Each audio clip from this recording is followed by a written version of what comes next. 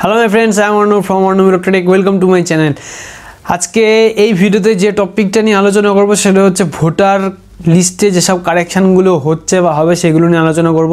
এছাড়াও ভোটার লিস্টের বিভিন্ন বিষয় নিয়ে আজকে আলোচনা করব। তো তার আগে জানিয়ে দিই যে শীত আস্তে আস্তে ক্রমশ কিন্তু বাড়বে, এইটুকুনি জানা গেছে। তো বি সেফ, ঠিক আছে।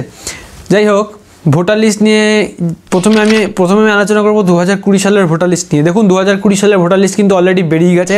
যে ভিডিওটা আমি গতকালকে আপলোড করেছিলাম সেই ভিডিও লিঙ্কটা আমি আই বাটনে দিয়ে দিচ্ছি, সেখান থেকে গিয়ে দেখতে পারবেন। সে ভিডিওতে বলেছিলাম যে ভোটার লিস্ট কিন্তু মোবাইল থেকে ডাউনলোড করা যাবে, কিন্তু প্রচুর কমেন্ট এসেছে যে মোবাইল থেকে কিন্তু সে ভোটার লিস্ট ডাউনলোড করা যাচ্ছে না, প্লাগ ইন নট সাপোর্টেড বলে দেখাচ্ছে। তো এটার একটা প্রবলেম আমি বলে রাখি, যদি এই অ্যাডব প্লাগইন যদি ফোনে ইনস্টল না থাকে বা ফোনে সেটা এনাবেল করা না থাকে, তাহলে কিন্তু সেটা কিন্তু সেখান থেকে খোলা পসিবল হবে না।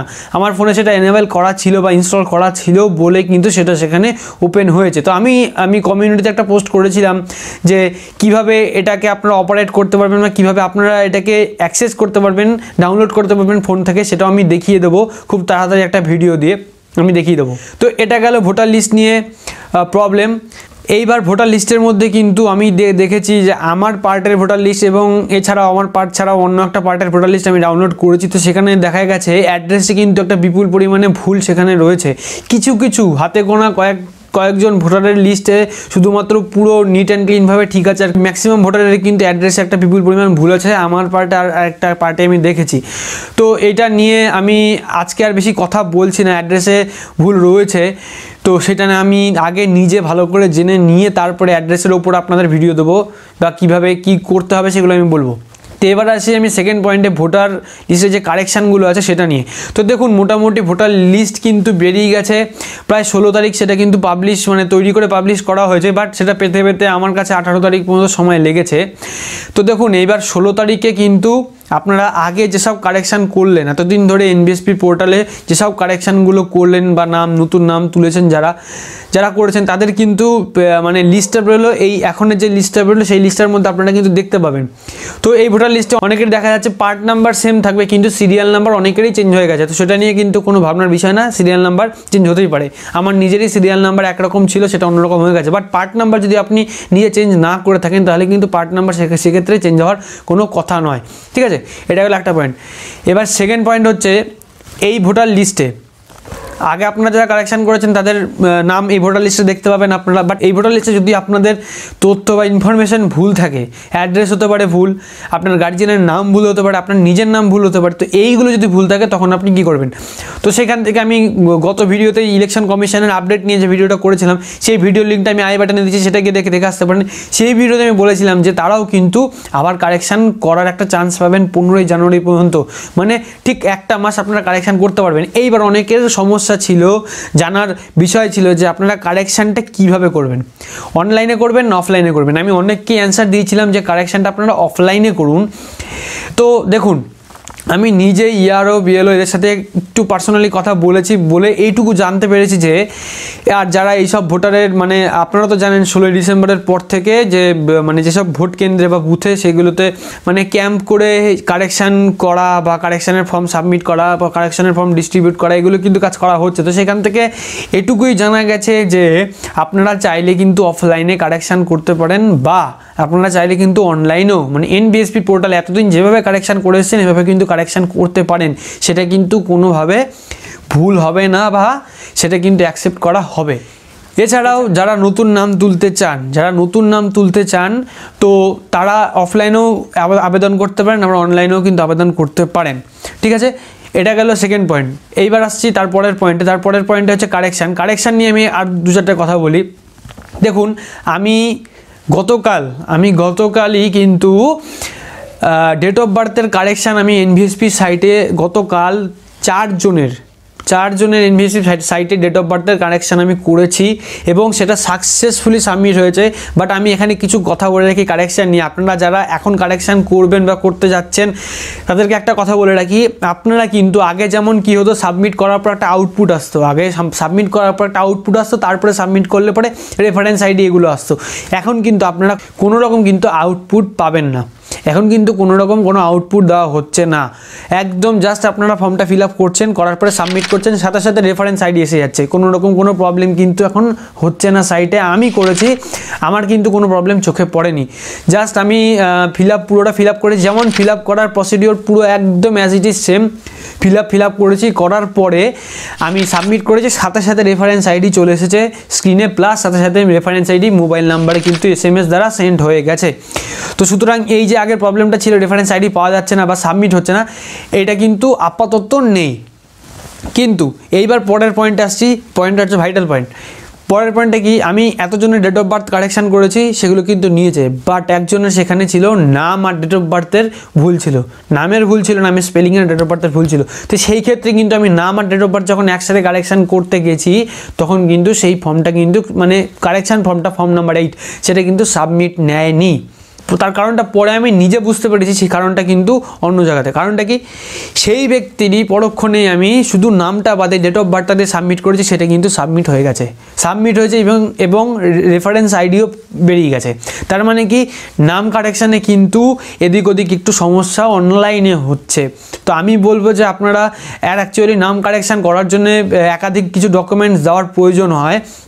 তো আমি মনে করি যে নাম কারেকশানটা অ্যাটলিস্ট আপনারা অফলাইনে তাদের পরামর্শ নিয়ে করুন, কী কী ডকুমেন্টস তারা চাইছে সেসব ডকুমেন্টসগুলো দিন, ঝামেলা একবারে মেটান, ঠিক আছে। আর সেকেন্ড কথা হচ্ছে, যারা এইসব কাজকর্ম করছে তারাই কিন্তু এইসব কথাগুলো বলে দিয়েছে, বা PLOরা এইসব কথা বলেছে যে আপনারা যদি অনলাইনে কারেকশান করে নেন, তাহলে কিন্তু আপনাদের হ্যারাসমেন্ট কম।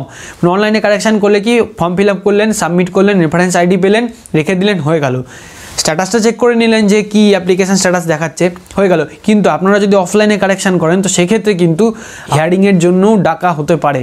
সেই ক্ষেত্রে কিন্তু আপনাকে আবার দেখা গেল ডকুমেন্টস নিয়ে নিজে উপস্থিত হতে হচ্ছে, সেই জায়গাতে উপস্থিত হয়ে তারপরে আপনার প্রসিডিওরটা পূর্ণ করতে হচ্ছে বা পুরো কমপ্লিট করতে হচ্ছে। তো এই যে জিনিসগুলো, এই এক্সট্রা জিনিসগুলোকে এড়ানোর জন্যই কিন্তু তারা বলতে চাইছে বা বলছে যে আপনারা কিন্তু অনলাইনেও কারেকশান করে নিতে পারেন। কিন্তু তারা কোনো সময় বলেনি যে অফলাইনে কারেকশান হবে না, অফলাইনে অবশ্যই কারেকশান হবে। এটুকু পুরোপুরি ডিপেন্ড করছে আপনার ওপর। আপনার এবার কথা হচ্ছে যে আপনার এরিয়াতে যদি অনলাইনে কারেকশানের প্রবলেম হয়ে থাকে, বা অনলাইনে যদি সার্ভার খুব প্রবলেম করে থাকে, তাহলে তো আপনার কাছে একটা মাস সময় রয়েছে। এবার ফালতু তো সময় নষ্ট করে কোনো লাভ হবে না। তো যখন দেখছেন আপনার অনলাইনে কোনো অপশান পাচ্ছেন না, বা অনলাইনে খুব প্রবলেম হচ্ছে, জিনিসগুলো ঠিকমতো হচ্ছে না, বা রেফারেন্স আইডি পাচ্ছেন না, মোবাইল নাম্বারে রেফারেন্স আইডি আসছে না, বা সাবমিট করলে কোনো রকম রেফারেন্স আইডি দিচ্ছে না, তাহলে কি করবেন? তাহলে আপনাকে অফলাইনের যে অপশান আছে সেই অপশানে যেতে হবে। শুধুমাত্র বসে থেকে কিন্তু এসব প্রবলেম সলভ হবে না, ঠিক আছে। আর এটার জন্য কিন্তু মানে অফুরন্ত যে সময় দিয়ে রেখেছে তাও কিন্তু নয়। তো এই যে কারেকশান প্রসিডিওরটা, এটা কিন্তু চলবে 15 জানুয়ারি পর্যন্ত। 15 জানুয়ারির পরে কারেকশান হবে কি না সেটা কিন্তু পরিষ্কার করে কেউ কিছু বলে দেয়নি। তো এখন কিন্তু আপনারা কারেকশান করতে পারবেন, যাদের নতুন নাম তোলার বাকি আছে তারা নতুন নাম তুলতে পারবেন। এছাড়াও কমিশনে আপডেট দিয়ে দিয়েছে যে একদম 1 জানুয়ারি 2020 1 জানুয়ারি যাদের 18 বছর বয়স কমপ্লিট হয়ে যাচ্ছে, তারাও কিন্তু এখন আবেদন করতে পারেন, কোনো রকম কোনো সমস্যা হবে না। 2020 1 জানুয়ারি মানে 1/1/2020 যাদের 18 বছর কমপ্লিট হয়ে যাচ্ছে, তারা কিন্তু নির্দ্বিধায় এখানে নতুন ভোটার হিসাবে আবেদন করতে পারেন, কোনো রকম প্রবলেম নেই, সেটা অনলাইনে হোক কি অফলাইনে হোক। তো আমি মনে করি অ্যাটলিস্ট নতুন ভোটার যখন আবেদন করছেন, সেটা আপনি একটু জেনে নিন আপনার এরিয়াতে BLOরা কী বলে, বা যারা কাজ করছেন তারা কি প্রেফার করে, অনলাইন না অফলাইন। যদি তারা বলে যে অনলাইনে করতে, এবার দেখুন এখানে যদি বলে যে তারা অনলাইনে করতে, তাহলে আপনারা জিনিসটা অনলাইনেই সেরে নিন। আর যদি তারা বলে যে অফলাইনে করতে, তাহলে আপনারা অফলাইনে করতে পারেন, ঠিক আছে। এছাড়াও বন্ধুরা, আপনাদের যদি অফলাইন ফর্মের দরকার পড়ে, মানে যদি কেউ চান যে অফলাইন ভোটার কারেকশান করবেন, অফলাইন ফর্মের দরকার, আপনারা ফর্ম অ্যাভেলেবেল কোথা থেকে পাচ্ছেন না, কিন্তু সেখানে কিন্তু আপনারা ফর্ম ডাউনলোড করে সেখানে কিন্তু সেগুলো ফিল আপ করে কাজ চালাতে পারেন, ঠিক আছে। আর এই ফর্মগুলো কোথায় পাবেন সেই লিঙ্কটা আমি ভিডিও ডিসক্রিপশানে দিয়ে দেবো। আমি কিন্তু অফিসিয়াল সাইটের লিঙ্ক ইজিলি চাইলে দিতে পারি, সেটাও আমি দিয়ে দেবো, সেখান থেকে আপনি ডাউনলোড করে নিতে পারবেন। এছাড়াও আমার সাইটের লিঙ্কটা আমি নিচে দিয়ে দিচ্ছি, সেখানে বাংলায় পরিষ্কার করে লেখা আছে কোন কাজের জন্যে কত নম্বর ফর্ম আপনার দরকার সেটা আপনি সেখান থেকেই সরাসরি ডাউনলোড করতে পারবেন। তার কারণ আমি এটাই বলতে চাই যে অফিসিয়াল যেসব ওয়েবসাইটগুলো বা গভর্নমেন্টের যেসব ওয়েবসাইটগুলো সেগুলো কিন্তু সবসময় যে ঠিকঠাক চলে বা চলছে এমনও কিন্তু না, মাঝে মাঝে কিন্তু প্রবলেম হয়, সার্ভারের প্রবলেম হয় বা ডাউনলোড হতে চায় না, কোনো জায়গায় এরর দেখায়। তো আপনাদের যাতে ইমার্জেন্সি টাইমে যাতে আপনারা কোনো রকম সমস্যায় না পড়েন তার জন্য আমিও আমার ওয়েবসাইটের লিঙ্কটা দিয়ে দিলাম। সেটা হচ্ছে পুরোপুরি ভিজিট করা না করা আপনার উপর ডিপেন্ড করছে, আপনি সেখানে ভিজিট করতেও পারেন। এটুকু মনে রাখবেন যে অফিসিয়াল সাইটের থেকে ফর্মগুলো নিয়েই কিন্তু আমার ওয়েবসাইটে আপলোড করা আছে, কোনো রকম বানানো কিছু না। তাদের ওয়েবসাইট থেকে আমি আমার ওয়েবসাইটের জিনিসগুলোকে নিয়ে সেখানে দিয়ে রেখেছি, যাতে করে আপনারা সেই ওয়েবসাইটে যদি কোনো সময় অ্যাভেলেবেল না পান আমার ওয়েবসাইট থেকেও কিন্তু সেই ফর্মগুলোই কিন্তু ডাউনলোড করে কাজ চালাতে পারবেন। তো এই ছিল মোটামুটি ভোটার লিস্টের সংশোধন আর কারেকশান এইসব নিয়ে 2-4টে কথা। আপনাদের এই ভিডিওটা কেমন লাগলো আমাকে অবশ্যই কমেন্ট করে জানাবেন। ভিডিওটা যদি ভালো লাগে তাহলে লাইক করবেন, আর চ্যানেলটাকে এখনও যারা সাবস্ক্রাইব করেনি প্লিজ চ্যানেলটাকে সাবস্ক্রাইব করে নেবেন। অলরেডি যারা সাবস্ক্রাইব করেছেন মেনি থ্যাঙ্কস। আজকে তাহলে আর ভিডিওটা বেশি লম্বা করছি না, ভিডিওটা আমি এখানেই শেষ করবো। আপনাদের যদি কোনো রকম কনফিউশন থেকে থাকে কমেন্ট সেকশনে কমেন্ট করতে পারেন। আপনাদের যদি কোনো রকম কোনো টপিকের ওপর ভিডিও প্রয়োজন হয় আমাকে কিন্তু আপনারা সরাসরি কমেন্ট সেকশনে কমেন্ট করে জানাতে পারেন। আমার ফেসবুক পেজ আছে, সেখানে ইনবক্স করতে পারেন, কোনো রকম অসুবিধা নেই। তো আজকে এটুকুই রাখছি, নেক্সট একটা টিউটোরিয়ালে আবার দেখা হবে। Thank you for watching this video, have a good day, by.